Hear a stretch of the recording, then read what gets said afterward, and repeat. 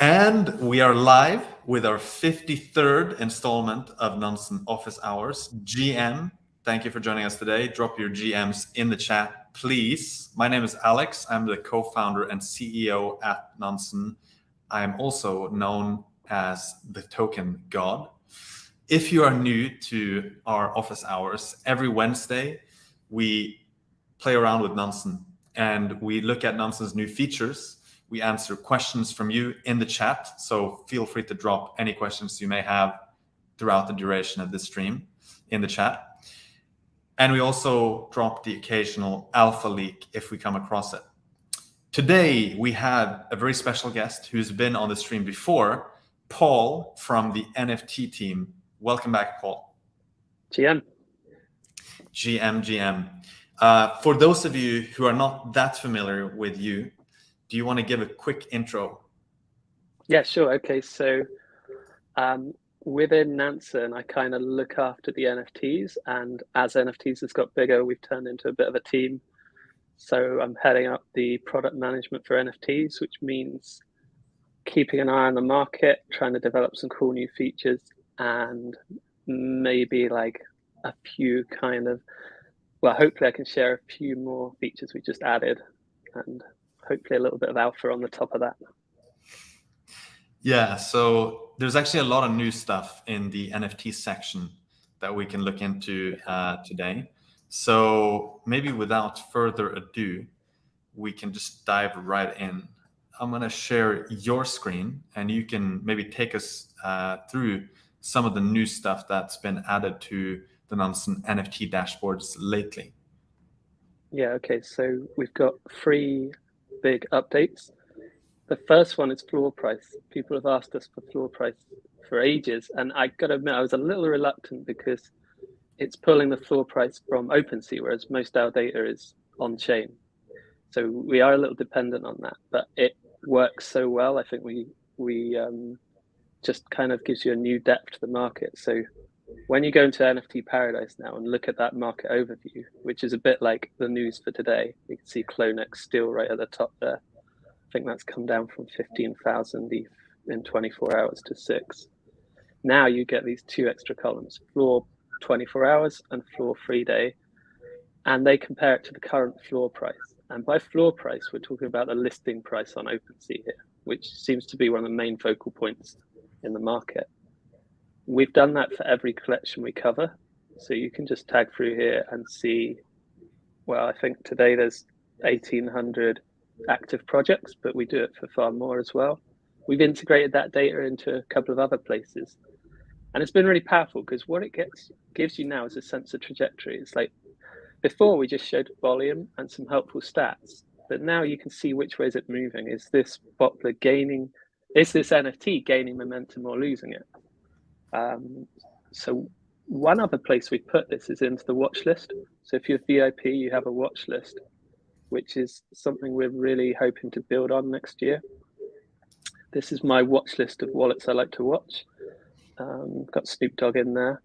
Is this a bit of an alpha leak in itself almost? I guess it doesn't show addresses, no. So you would have to figure that out separately, I guess. Yeah. There's a few interesting wallets in there though. And then if you tab over to NFTs, we've also updated this to reflect the floor listing as well. So we've got all these different types, all of these, you can kind of click any NFT you're interested in and load it into the watch list. And then you can watch the floor price. So I love this feature. I think I am the top user for it at the moment, probably by like hundreds, because I've just been logging in on mobile, constantly logging in on desktop and just checking it all the time. So for example, so sorry, what you're saying is that for those of us who like to obsessively check the floor price of collections, this is now the best place to do it, or? Yeah, I think, and it gives you a bit of depth as well to the floor price. So if you really want the most up-to-date, latest floor price, go to OpenSea, because we update this every 3 or 4 hours. However, what it does do is give you that extra view of what's that floor been doing, which is probably the most important part that you don't get when you just see that, what's the floor price right now. And how much it's moved as well, because a really stable floor is really different to one that moves all over the place. So the reason I check it all the time is because I'm also trying to get a sense of history for a project to see that volatility. Let me show you one I was interested in.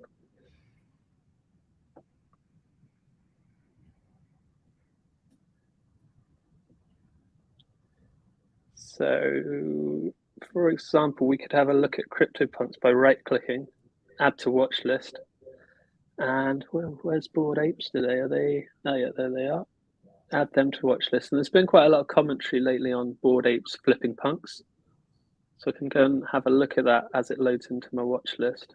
The names haven't populated quite there yet. And then there it is, it's popped up. Oh wow, okay, look at that. So I think that's closed even slightly more. And you can monitor what the floor's doing between these two projects. So CryptoPunks has taken a bit more of a dive, whereas Bored Ape's been quite steady on that 53 floor. So a lot of people are watching this number very carefully and are ready to declare the Bored Apes flipping the punks. I think there's a lot more to it than just the floor price, but that's a real key metric. You can't, as an NFT project, you can't really control what someone sells it at or is willing to sell it at. Yeah. And it's really interesting is the average price. So this is kind of like us taking the sales history and just pulling the average price out for the last 24 hours. They're almost the same on what they're actually selling for, regardless of the floor price. So this is one I'm following quite closely. So this would be like the great flippening in the NFT world, similar to how Ethereum flippening Bitcoin almost. Yeah, I think it would be but there's more to it. So one of the biggest features we just updated is rarity statistics. So yeah, it's true that the floor price might flip, but one thing I've been talking to the NFT team a lot about is what is the actual market cap? How much is this collection actually worth? Because valuing something at the floor, that's like the most common NFT or the lowest price NFT you can buy, is very different to the most expensive ones. And in that kind of arena of like, what's the rarest, most scarce, expensive ones, Bored Apes is still like a long way ahead. They're not Bored Apes, sorry. CryptoPunks. Important point. CryptoPunks is like really far ahead still. So I'd be interested to see how that plays out. We can look at that a bit more when we get to those new rarity dashboards that I'm quite excited about. But yeah, I did just want to highlight this. Yeah. The rarity stuff is probably one of the most anticipated releases for the NFT section. So definitely people should be sticking around to see what we have there. Yeah, so sure, it's the one I'm most excited about as well. It's kind of like, I think last office hours we talked about when I joined Nansen, and that's the idea I wanted from the start. And this is just a first step towards it as well. We're going to build some amazing things on top of this. So now we have floor data and rarity data. It's pretty obvious that we can start to look at like best priced NFTs and provide some more kind of instantly actionable alpha. Mispriced NFTs. We can estimate price a lot better. Yeah. So that's one thing we've done is we've added this floor price. One other place you can see it like for every project is just in the bottom left here as well. So it just does a 24-hour comparison. We also have incorporated CryptoPunks data everywhere. So we never used to actually, like for people that don't know CryptoPunks that well, it's one of the oldest projects and it works a bit differently to the NFTs we see today, mainly because it actually invented a lot of the standards that we now use. But it's quite hard to incorporate into analytics. You often see it missing in different places on different platforms. So we've been really keen to make sure this iconic collection is completely available in all our dashboards, and now it is. So finally, we've added it in a few extra places. So for example, our wallet profiler has CryptoPunks in now, and our leaderboard, interestingly, has changed as well because now we include full CryptoPunks data in it, and we also include all the mints. And a lot of people made a lot of money minting CryptoPunks because it was free to mint, which is kind of an incredible story in itself. So we used to see like Pranksy at the top, maybe I think Keyboard Monkey's there under a different name, at about 4,000 ETH profit total. But now we've got these these few wallets kind of topping that. That's pretty cool. So Seth S on OpenSea and Shaw on OpenSea. Ooh, excuse me, sorry. Bless you. So so Seth S on OpenSea and Shaw are probably CryptoPunks OGs who bought pretty early and flipped them, which we can find out by actually drilling down into the wallet profiler. And yeah, I think I saw up there in that chart. Yeah, you can see like 12,600 ETH gains. And look at this, 50% sold. So they still, oh wow. So they purchased 356 punks. Yeah. They sold 51% of them. And so they're still holding on to like half. And yeah, you can see them minting them there like in 2017 and 18, I guess, right? Yeah, so this is a really important wallet. You can see, we estimate how much their portfolio is worth based on the floor price, but they've probably got a few really rare punks in there as well, which is really interesting. One thing I realized that I think might be really interesting as well is on this wallet profiler, we're trying to update wallet profiler. That's another key focus because it is a bit complicated at the moment. So we want to simplify it, but also add a bit more depth. And one thing I realized is when you compare the portfolio to realized gains, you have a different list of projects. And when I thought about this more and more, I realized we've done something quite clever without meaning to, which is for realized gains, we only count NFTs you actually bought. So if you go to a wallet like this, and it's quite popular and quite well known, they'll get a lot of spam transactions. Like they'll get lots of people sending them NFTs, which might not actually be ones they want. Like a new project might launch and say, hey, we're just going to send all these wallets NFTs. So one thing you can do here is compare their portfolio here, which is absolutely everything they own, anyone sent them, because it could still be valuable. So we put that into the estimated portfolio value. But also down here, you now only see the ones they bought or they initiated the transaction for. That's a really nice way if you want to like go to, again, my watch list, I was looking at Snoop Dogg. And the reason this is labeled as Snoop Dogg is because of an NFT profile pic, right? Yeah. And there's a few others as well. I've tried to find some popular ones, like Gary Vee is a good one that we often see a lot of people send NFTs to. Or so let's have a look at Gary Vee's then. He probably gets sent a lot of spam transactions. Like I'm not totally sure, but a lot of these Bored Ape Flipped Club or derivatives, I see them flip doodles often like just sending out lots of NFTs to popular wallets. So this is the definitive list down here of what Gary Vee's actually buying on his most public wallet. That's cool. It really filters it down, right? Yeah. In terms of usage, that's like a bit of an alpha leak to understand it's a great point.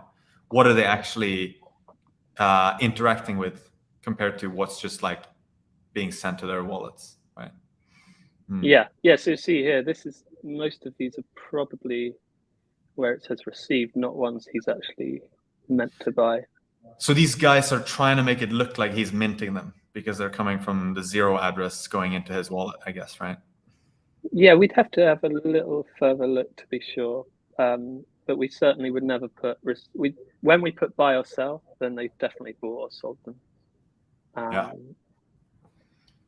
So yeah, that's one thing. I mean, it could be there is a bit of a scam where people try to make it look like someone else is minting something, and they do that on purpose, and that's misleading. And then there's more promotional ones where you just send them out to lots of wallets, which is interesting because that's how, like, if you look at, I'm going off on one here, but if you look at Bored Ape Yacht Club, that's kind of how they got a lot of their network effect, because they had a lot of influential people actually sending the NFTs out. So, okay, this is a good example, right?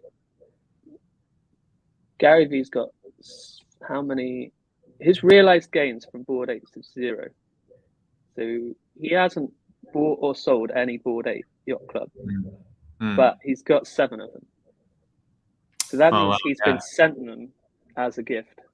Yeah. because he's quite an influential person. And in some ways, that seems to have really helped that project kind of cross over from a popular project to an absolute like breakthrough one, which is now trying to flip CryptoPunks.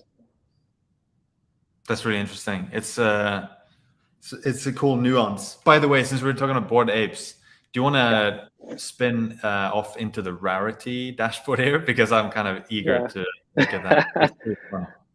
Yeah, sure.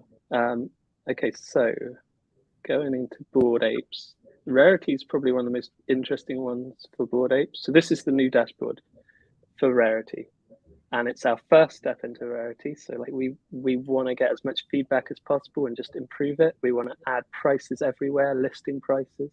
But this is what we kind of did as what we call our skateboard, like our first iteration.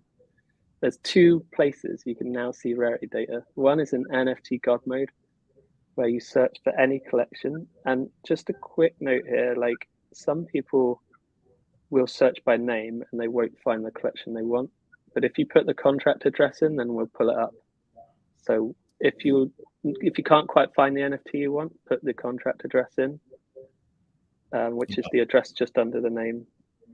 I personally almost always get to NFT God mode from NFT Paradise. So I will just kind of click on NFT Paradise. It tends to be, one of these that I'm interested in, and then I'll just click through, and you end up at NFT God mode, right? Yeah.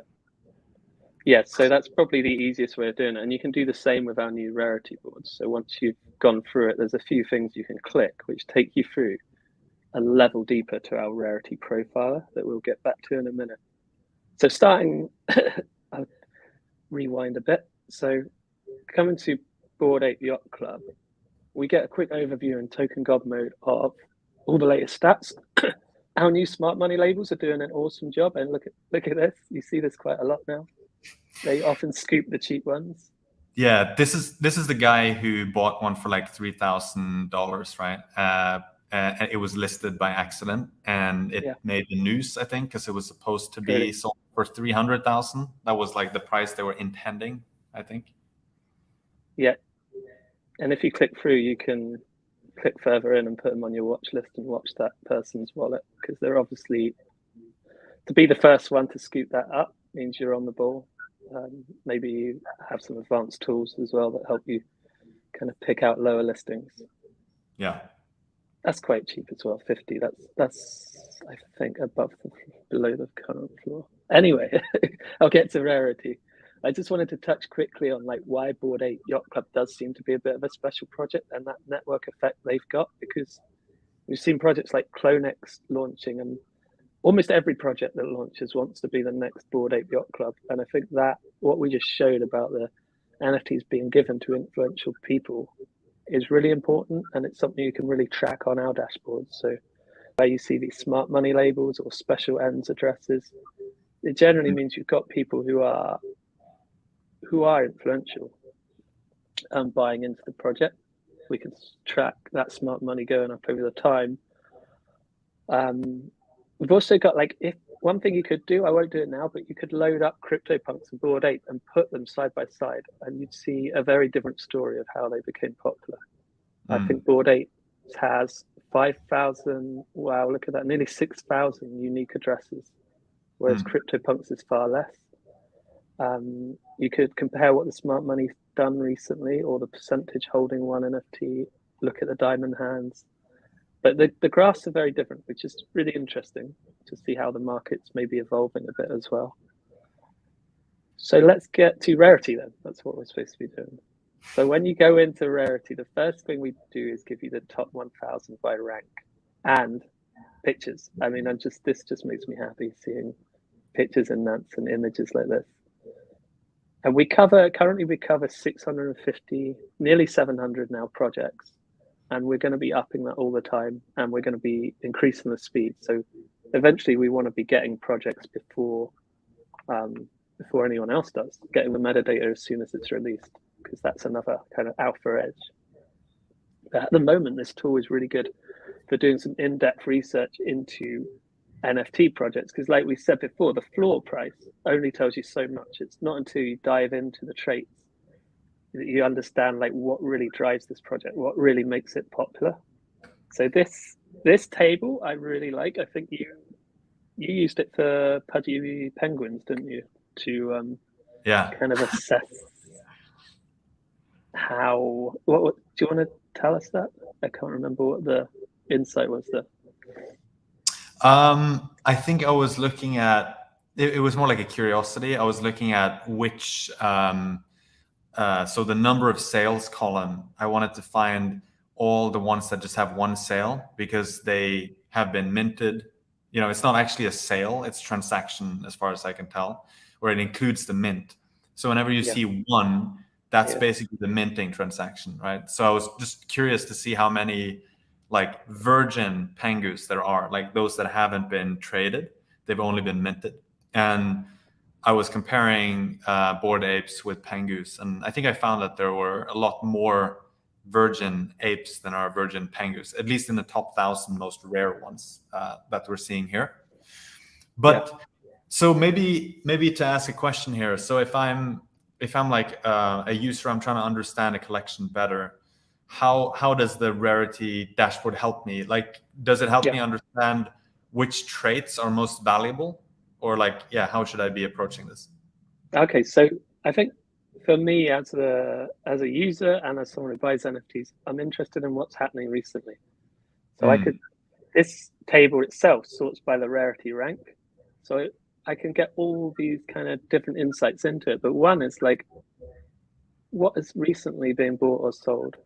And if you look at the recent trades, they're all at a gain. That's a really healthy indicator. When people are selling at a loss, it's a really it often doesn't go well for NFT projects. So we could see that's like quite a stable market there. Get an idea for how much people are actually paying for these rarer NFTs based on their rank. And we've also got that as a percentage, if that's easier to understand. And you might even see like a few people have been asking like how many times has this changed hands? So the amount of sales, if you've got 7 sales, I'm not really sure. Does that make it more popular or perhaps less likely to be hodled in the long term?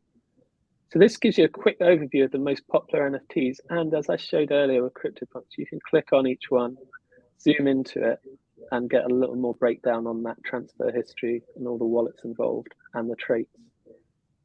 This is like, sorry, there was one that caught my eye. It has like 347 ETH gains. This one here, okay. And I see it has two sales, so that means it was minted, and then 3 days ago, it was sold for the first time for like 300 and something ether, around 348 ether, I guess, or 47 ether.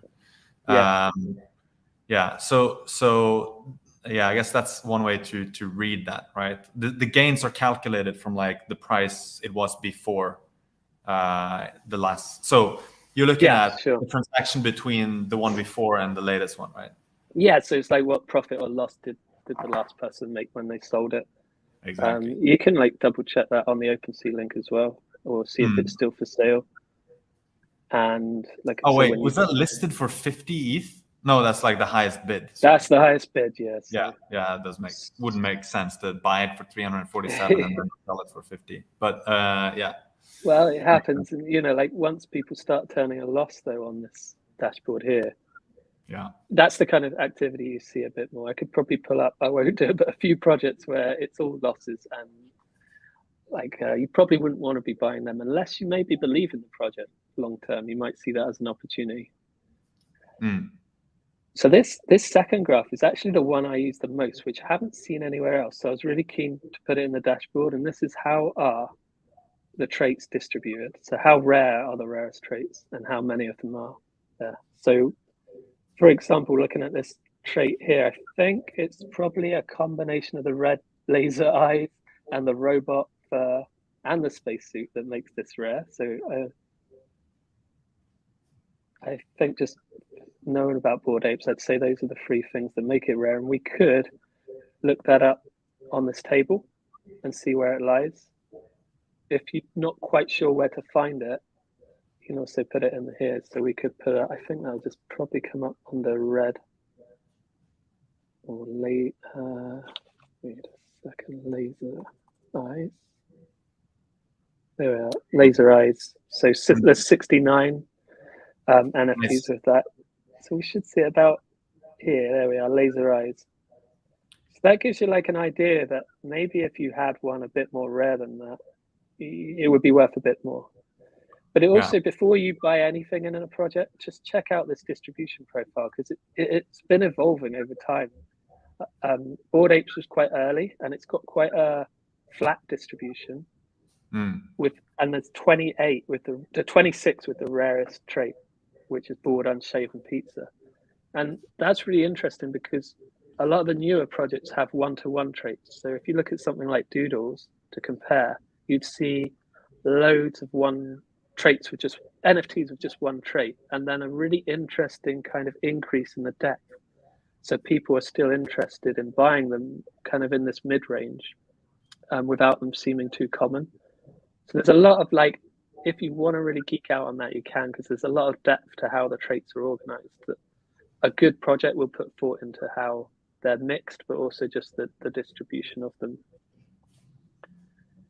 You can have a quick overview of that here as well. And like I said, this table here is just a table version of this graph, so you can see it a bit more up close. And you can also click on that, which we'll do in a bit. And then finally, I was talking about like what the market does being really important. So this is a 7-day market overview of what are the most popular traits and what are they worth in the last 7 days. And we can use this a few ways. It defaults to like the rarest trait. So we can see bored unshaven party horn has an average price of 100 ETH, and there's one transaction. So someone bought 4 days ago, someone spent 100 ETH on this one. And it has 45 NFTs that have this trait in total. That's That's right, how yeah. it's sorted by default. So it's like the rarest trait that was transacted in the last 7 days. Yeah, so we could also go sort by average price, and that's the one we were looking at there with the spacesuit just comes up, and I missed out there. Yeah, the bored unshaven pipe obviously is actually a really important trait there as well. But when it comes to the laser eyes we were looking at, we've actually seen 2 sales of laser eyes, and we can say maybe that isn't the defining feature because it's priced a little less. So is this a good time to? I want to click on eyes, the laser eyes. Yeah. Well, let's just do this last graph, and then we'll click on some stuff. So this last one might look complex, but it's probably one of my favorite ones, and it's working really well here.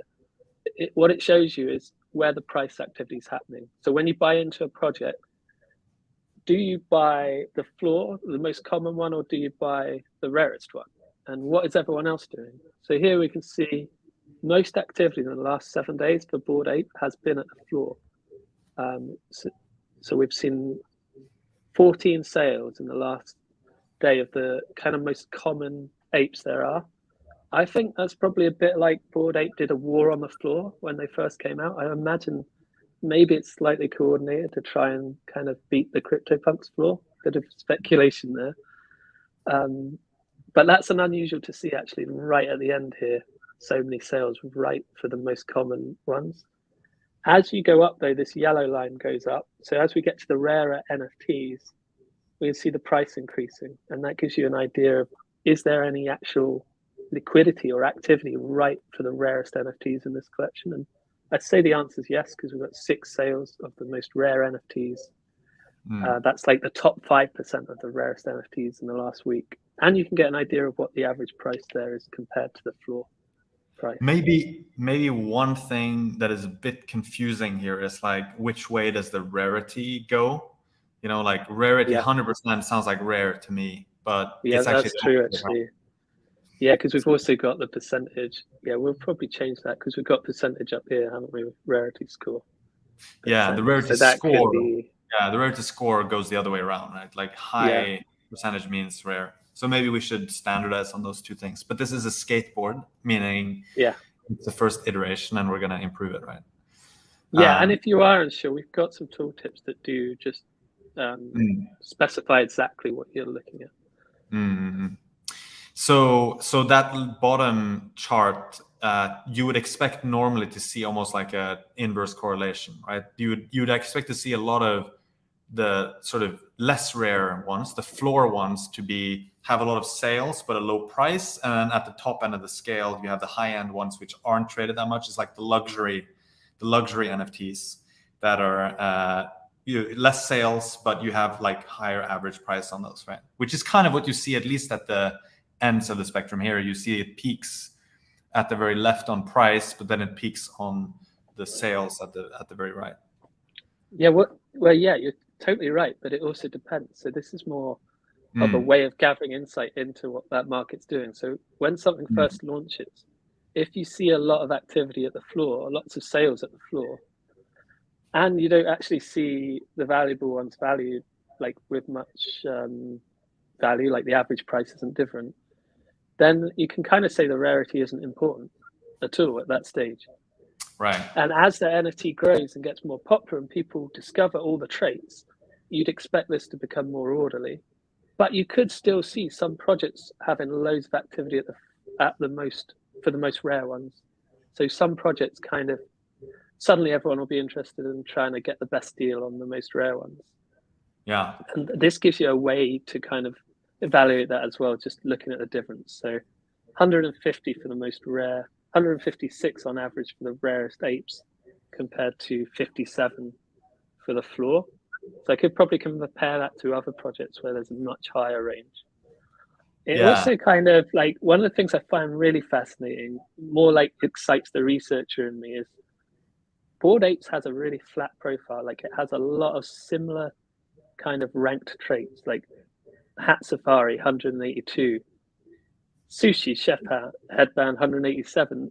There's not that much variety, which probably means it was harder to get people to invest the time in understanding all these different traits, coming up with their favorite ones, to the point where we've got this really nice valued graph where we can see people assessing the individual value, and we can see a very gradual incline in price. So a bit more advanced, but I just find it really fascinating to see the market understanding the traits and having their own favorites. Yeah, we should definitely do what you said earlier, to bring up like another collection and put them side by side. We can do that after we dive into the rarity. Yeah. But I think it'll be quite interesting to see how it's different from, something like Pudgy Penguins or Punks or another collection, to see how it's different. But yeah, Pudgies could be particularly interesting at the moment. Yeah. So and speaking of Pudgy, I mean, GM, look at this. I don't know if you can't even see my screen, but I've got a nice little Pudgy t-shirt on me today. But yeah, let's try to drill down on one of these traits. What does that, I see those are clickable. So if you click it, what happens? Yeah, so far we kind of looked at project level. All the things we know about the different trait categories, but we haven't looked at that trait individually and what makes it up. So you can dig a level deeper now and click on that, and it should take you through to the latest data for solid gold. And it's really important because this is just statistics we're looking at here. It's not until you see the price data that you'll understand some of these traits hidden in here are worth way more. I think first solid gold is a good example there. Like you've got 46 NFTs with that trait, but in my opinion, it's probably one of the highest valued ones. So this is first solid gold. We can see there's been no sales for the last 7 days, and there's 46 NFTs with the trait. And the first thing we get to see is all the different holders. So here we've got every single NFT with first solid gold, and you can see that like on the pictures quite nicely. Like they've all got this gold fur, which is really, from the start in Bored Apes, this gold fur was really highly valued. I passed on it, but I probably should have acted on that hunch a bit more. A friend of mine sold one of those, and we were like, wow, you sold it for like 100 and something ether. That's amazing. And then later on, it got sold for like, I think 250 or 300 ether. So that's like happened to everyone. I think it's touched Bored Apes, is they've regretted selling it. Yeah. So we could sort by price. So I've just clicked the price column. So this is the highest price ever paid for gold for 740 ETH. And we can see which wallet that was. We could put them on our watch list, set smart alerts on them. We see the rank of that NFT overall is very rare as well. So I think probably the Laser Eye and Captain Hat here are also helping out the price.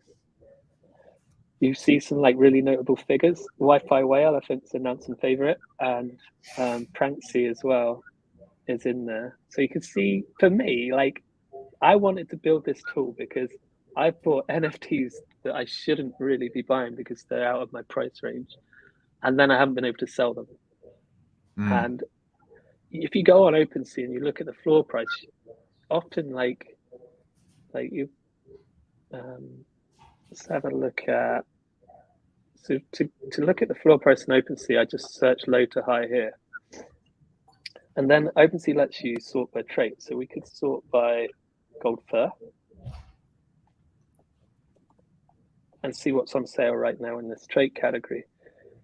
The big question for me, if I hold this NFT, is 555 is the cheapest one if I hold gold fur, but will I actually get that when I sell it? And what we see over and over again is like people not being able to get it. And as they start to sell it, not specifically for Bored Apes, but as they start to try and sell their NFT, they have to lower the price more and more until it's suddenly half the price of all the others, and still no one wants to buy. Yeah. So it's really important to have like something like Nansen where you can check the price that's actually been paid for it and get a real bird's eye view of what's going on over time in this market. One other thing you'll see is like often you'll see a really cheap one. So say I was totally new to this project. It might not be Bored Apes. This might be a great ape to buy, by the way. So it's not no personal reflection here, but I see this one's like way cheaper than this one. I might like say, oh, okay, I'll just buy that and relist it for 800. And then because I haven't really got the conviction in buying it, maybe I don't like the art or I'm not like a long-term investor. If I don't get it selling there, you see a lot of people trying to flip them, then relisting them for the price they paid, and then relisting them for less and less and less. And then depending on who else owns those NFTs, they start listing them for less. And it's a race to the bottom. And before you know it, you can crash the whole kind of trait type or even the whole project by just trying to get out really quickly because you lose conviction or you kind of misplaced how much that NFT is worth. So this is great, like OpenSea is brilliant, but this is just one dimension of data. If you really are maybe overly invested in NFTs, you really want to dig down into like who owns these, like what do they normally do? Like does Pranksy or Wi-Fi Whale normally sell? If I undercut them, are they going to undercut me back? Do they have a history of doing that? So for people like me that like to really dive deep, and once you put like some skin in the game, you do tend to want to dive deep, then I think like this kind of tool is really important, right? We've got 46 people here, well, 46 NFTs here, and we can see the whole price history, when they were sold, and the rarity of them. So if I go to last sold, yeah, I was literally going to ask about that. Okay, so last sold free, right? So Pranksy scooped it up pretty cheap. Pranksy's really good at supporting the market like that. Perhaps if Pranksy hadn't stepped in, this would have gone for less. So I'd say maybe the real floor here is more like 333 than 555. Yeah. And we display that data in a couple of different ways. We've got this scatter graph down here, which shows you every individual trade and lets you click on the NFT to see its full history. And we can just go over the prices there. We've put smart money in here as well. So we were quite keen to just highlight what smart money's doing.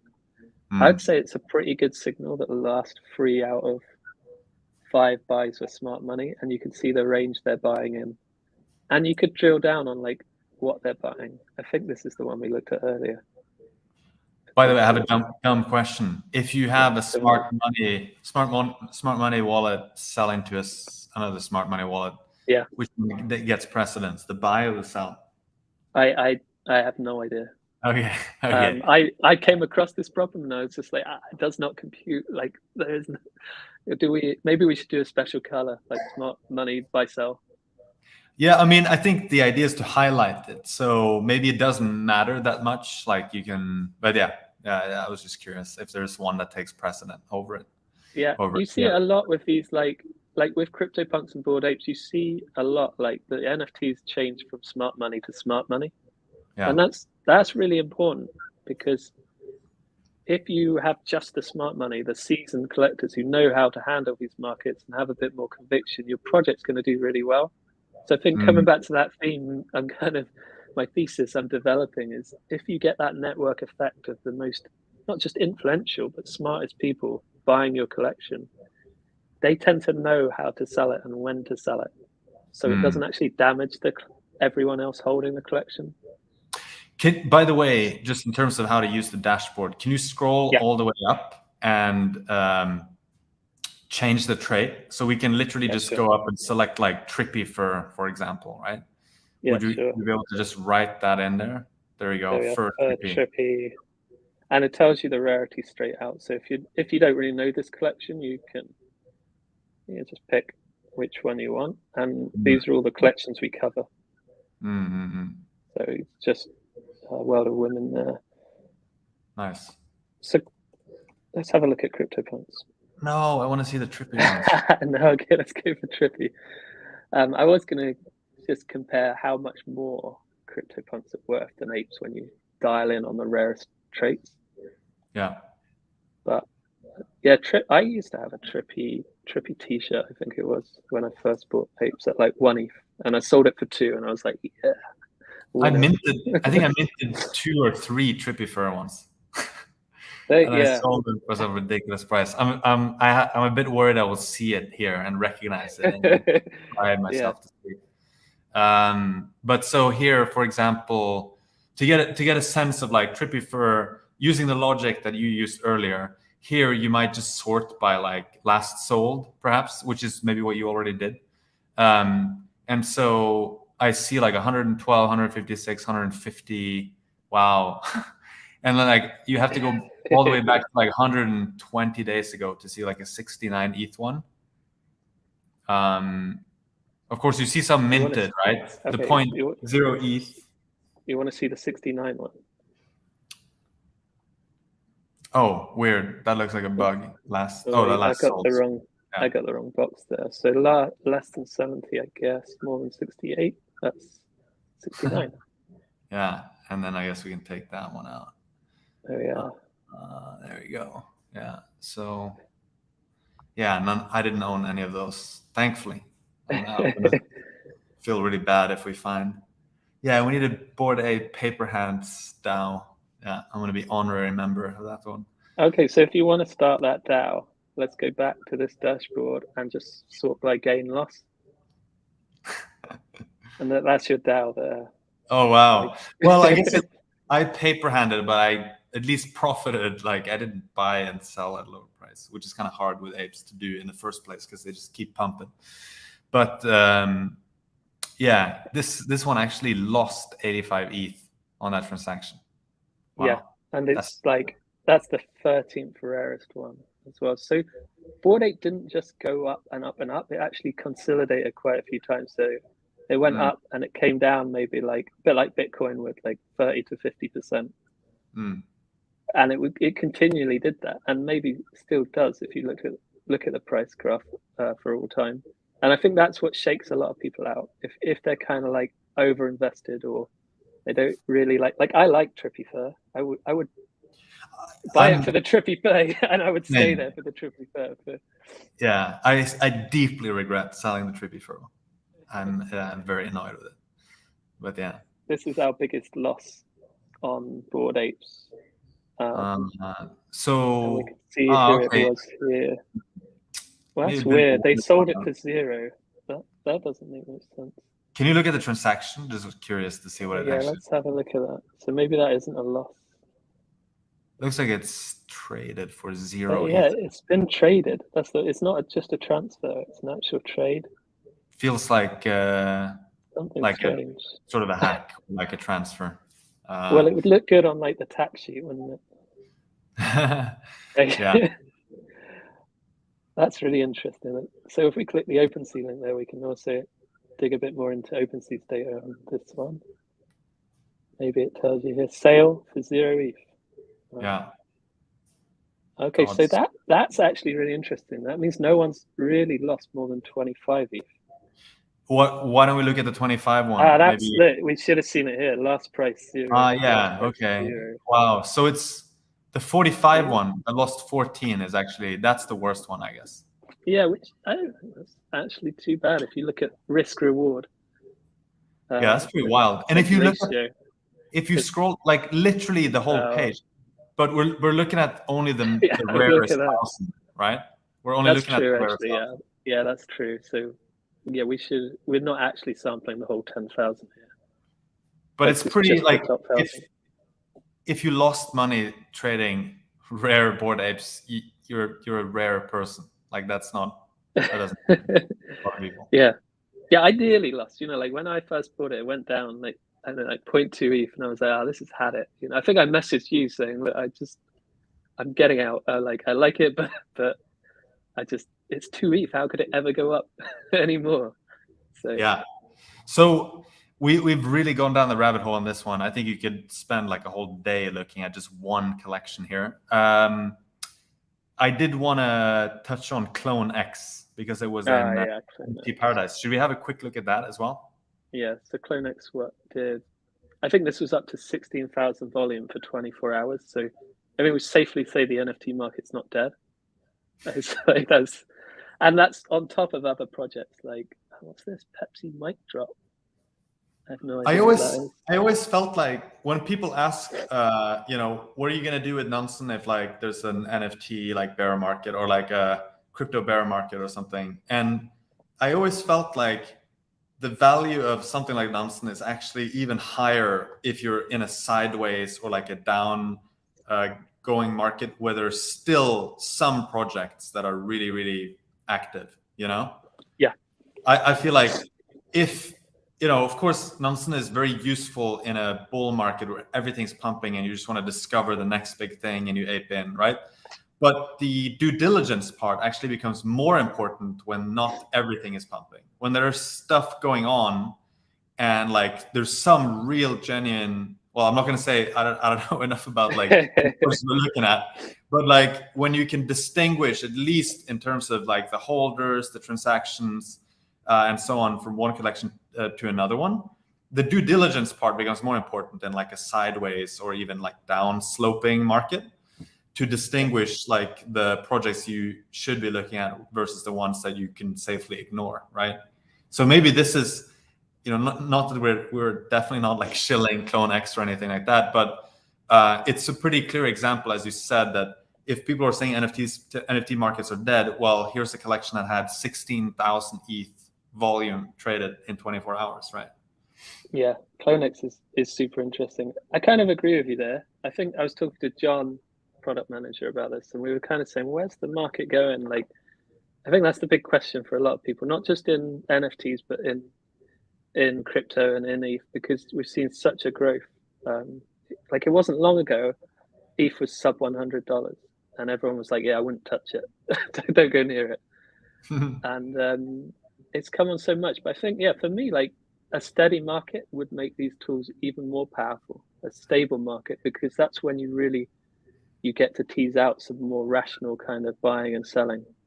Yes. Whereas when it's all like FOMO or even the opposite, like everything's suddenly dying, it's actually quite hard.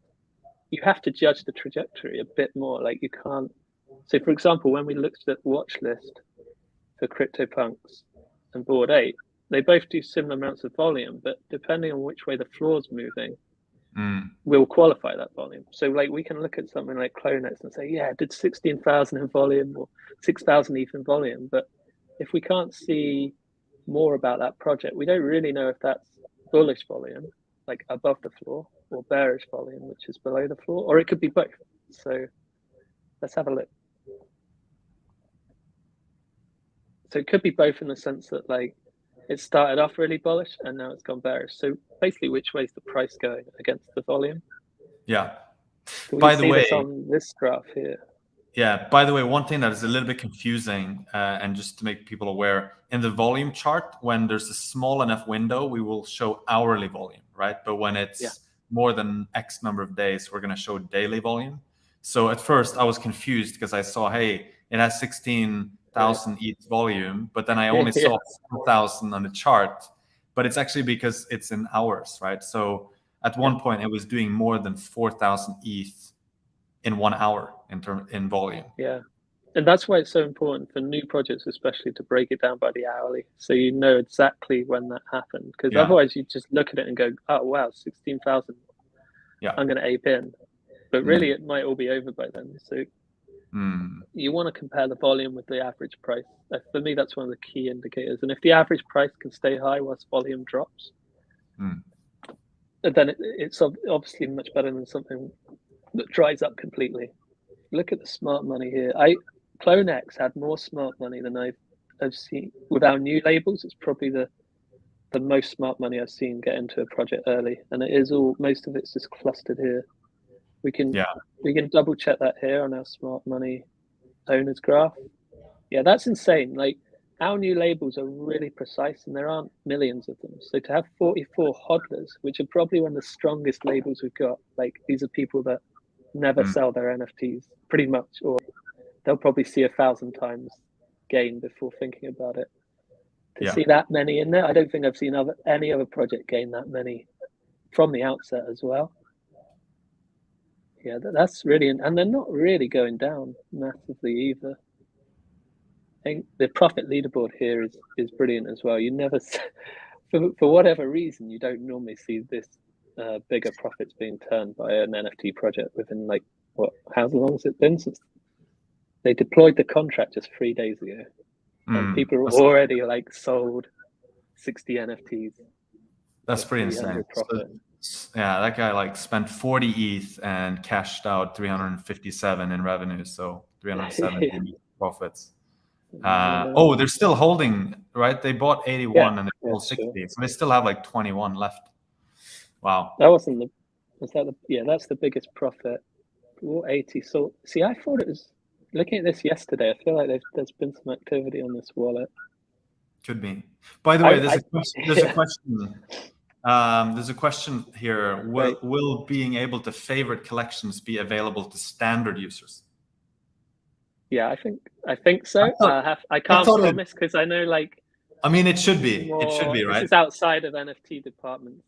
Yeah, it definitely should. We release everything, right? It's yes. So yeah, that's right. So I think many of the features we have, like we roll it out to like VIP and alpha first to test it out, and then of course not all features will be rolled out to standard users. There should be an advantage to having VIP or alpha subscription, but this one in particular, there's no reason why we want to preserve that only for VIP and alpha. So I guess the question is like, so the question, will it be available? I think we can safely say the answer is yes. And then the question is more like when, and I think that should be pretty soon, but I don't want to promise anything on that front. The idea is to make sure that you get a personalized experience when you use Nansen. We don't want everyone to see exactly the same thing, right? We want people to see stuff that is relevant to whatever they're interested in. And of course, favoriting collections is one way to help us do that. Yeah, I love this watch list. It's like, it's become my first thing I log into and look at Nansen, because like, I'm just addicted to the floor at the moment. Oh, it would be kind of nice to have like this on a mobile app, wouldn't it? So you could just check it in the morning, like how are the collections doing. But yeah, there's so much this can go into as well. Now we've got the rarity data. Like, I want to be able to set alerts against these price movements, but also I'd rather set an alert for like Bored Ape Solid Fur if I own one, or I want to see like the average price of that trait. So a lot of these updates are more about building the infrastructure for the next step. Yeah, that's right. Like, this rarity data is fascinating, and I spend a lot of time getting lost in it.